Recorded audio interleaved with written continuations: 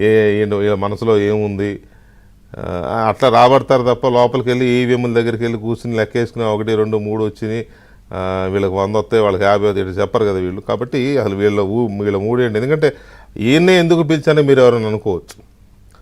ఈయనే యాక్యురేట్గా ఇచ్చాడు. అయితే ఈయనకే తెలిసి ఉండాలి ఈవీఎంలు అన్ని కూర్చుని లెక్కేసుకుని అంత కరెక్ట్ ఫిగర్ చెప్పు ఉండాలి. సో అందువల్ల ఆయన్ని పిలిచిన ఉద్దేశం అది. ముందు కాసేపు వారితో ముచ్చటిద్దాం. కేకే గారు గుడ్ ఈవినింగ్ అండి. Good evening sir. మీరు పోలింగ్ రోజు ఎగ్జిట్ పోల్ చేశారు, తర్వాత కూడా చేసి ఉంటారు కదా. Pre poll, exit poll, post poll కూడా కొంత పల్స్ చూసుంటారు. అంటే నేను అదే అడుగుతున్నా, జగన్మోహన్ రెడ్డి గారిని ఈవీఎంలు మోసం చేశాయా, జగన్మోహన్ రెడ్డి గారే జనాన్ని మోసం చేశాడా? అంటే మనం ఎలక్షన్స్కి జరగకముందు 3 నెలల నుంచి చెప్తున్నాం సార్. 3 నెలల ముందు ఈవీఎంలు కూడా రాలేదుగా పోలింగ్ బూత్లకి. రాలేదు. సో అప్పటి నుంచి ఏ నియోజకవర్గంలో ఎలా ఉంది పరిస్థితి, ఏ జిల్లాలో ఎలా ఉంది పరిస్థితి అని ఓపెన్గా డిస్కస్ చేసుకుంటూనే ఉన్నాం. అప్పుడు కూడా ఎంత డిగ్రేడ్గా తగ్గిపోతుంది, ఎంత డౌన్ఫాల్ అవుతుంది వైఎస్ఆర్సీపీ లేదా కూటమికి ఎంత బలం పెరుగుతుంది అనేది ఇప్పుడు చెప్పాం. మీరు చెప్పినట్టు లాస్ట్ టైము టీడీపీ అనేది ఈవీఎం మిషన్స్ ఏదో ట్యాంపరింగ్ జరిగిందని అద్వానీ గారు ఉన్న టైంలో జరుగుతున్నారు, బీజేపీ చెప్తా ఉంది ఈవీఎం ట్యాంపరింగ్ అని. ఇప్పుడు రాహుల్ గాంధీ గారు చెప్తున్నారు ఓవరాల్గా.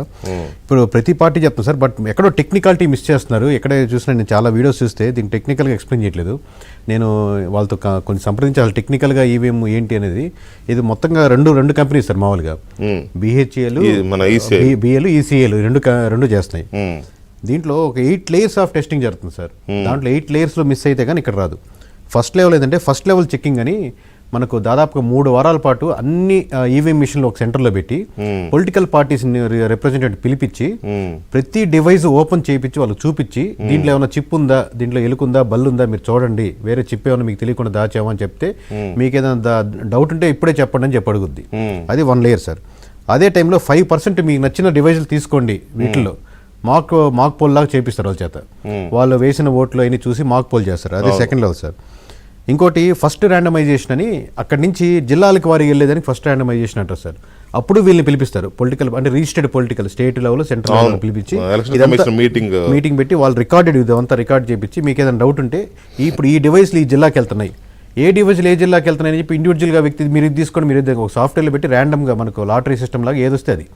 సో అవి ఫస్ట్ మనకు ర్యాండమైజేషన్లో పంపిస్తారు సార్.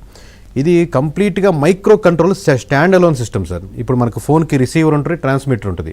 ఇప్పుడు మనకు సిగ్నల్ దగ్గర సిగ్నల్స్ ఉంటాయి చూడండి, గ్రీన్ లైట్, రెడ్ లైట్లో ఒక నొక్కితే గ్రీన్, రెడ్ అనమాట, ఆటోమేటిక్ కాదు అది. అలా ఫిజికల్గా మైక్రో కంట్రోల్ సింగిల్గా ఉండేది. అలాగే ఇంటర్నెట్ కనెక్టెడ్ ఉండేది, లేదా ఫోన్తో ఓటీపీ వచ్చేది, ఆ కాన్సెప్ట్ కాదు ఇది. సింగిల్ డివైస్, దాంట్లో ఉన్నటువంటి రిజల్ట్స్ దాంట్లోనే స్టోర్ అవుతాయి. ఇది వేరే దాంతో కనెక్ట్ అయ్యి మొత్తం సెంట్రల్ సిస్టమ్ ఏం కాదు. అక్కడ జరిగేటువంటి వెబ్ క్యామ్లో రికార్డ్ అయ్యేది సెంట్రల్ చూడొస్తాడు ఓవరాల్గా. అవును, స్టేట్ కానీ పోలీస్ కానీ అన్ని శాఖలకు వెళ్తుంది. కానీ ఆ డివైస్లో ఉండేది వేరే డివైస్కి ట్రాన్స్మిట్ అయ్యే ఆప్షన్ లేదు. ఇన్ కేస్ ఆ చిప్ కూడా 1 టైం యూజే కానీ దాన్ని ట్యాంపర్ చేయాలని చూసినా కానీ అది వెంటనే అది ఏమంటారు దాన్ని ఫ్యాక్టరీ మోడ్లోకి వెళ్ళిపోతుంది అనమాట. అది కూడా నైట్ ఆ రోజు 12 o'clock వరకే పనిచేస్తుంది ఆ డివైస్, సింగిల్ డివైస్. నెక్స్ట్ లెవెల్కి వస్తారు. సెకండ్ ర్యాండమైజేషన్ ఏంటంటే అక్కడి నుంచి బూత్ లెవెల్కి వెళ్ళేది. బూత్ లెవెల్కి పంపించేటప్పుడు కూడా వీళ్ళు పొలిటికల్ పార్టీస్ పిలిపించి అయ్యా ఈ డివైజులు పంపిస్తున్నాం మీరు చూడండి అని చెప్పి. అక్కడికి వెళ్ళిన తర్వాత బూత్ లెవెల్లో కూడా ఆ రోజు పొద్దున్న ఎవరు తెలియని విషయం ఏంటంటే బూత్ లెవెల్ రిప్రజెంటేషన్ కూడా ఒక 50 ఓట్లు మీరు వేయండి. అవును, ఉంటుందిగా. 50 ఓట్లు మీరు వేసి చెక్ చేసుకోండి. మాక్ పోల్ మళ్ళీ అక్కడ చేసి ఆ 50 ఓట్లు మీరు ఎవరికి వేసారు, మీకు పడ్డాయా సంతకం పెట్టండి. అవునండి సరే. మీరు డౌట్ ఉంటే ఈ లేయర్లో 1లో అడగచ్చు, 2లో అడగచ్చు, 3లో అడగచ్చు, 4లో, 5, 6, 7 ఏదో ఒక లేయర్లో నాకు తప్పు జరిగిందా మాకు అనిపించింది ప్రతి పొలిటికల్ పార్టీ ముందు అడిగేదానికి ఆస్కారం ఉంటుంది. అయిపోయిన తర్వాత కూడా ఇప్పుడు 600 మంది ఇక్కడ ఓట్లు వేశారు, ఇంతమంది మహిళలు, ఇంతమంది వృద్ధులు ఉన్నారని చెప్పి వాళ్ళకి 4C అనే ఫామ్ వాళ్ళకి డీటెయిల్గా ఇస్తుంది. ఎందుకంటే ఆ ఫామ్ పట్టుకొని రేపు పొద్దున్న రిజల్ట్స్ రోజు దానికంటే ఎక్కువ వస్తే అడగచ్చు. అవును, అది కాకుండా ఇండివిజువల్ క్యాండిడేట్ కూడా నొక్కినప్పుడు ఆ స్లిప్ పడుతుంది. స్లిప్ చూసి ఇప్పుడు నేను వైఎస్ఆర్సీపీకి వేస్తే టీడీపీకో, జనసేనకో, బీజేపీకి పడుతుందంటే మామూలుగా కేసు సంగతి తర్వాత కానీ ఆ మిషన్ అక్కడే అతను పగలు కొడతాడు. ఊరుకోరు ఎవరు, తర్వాత సంగతి కేసులు.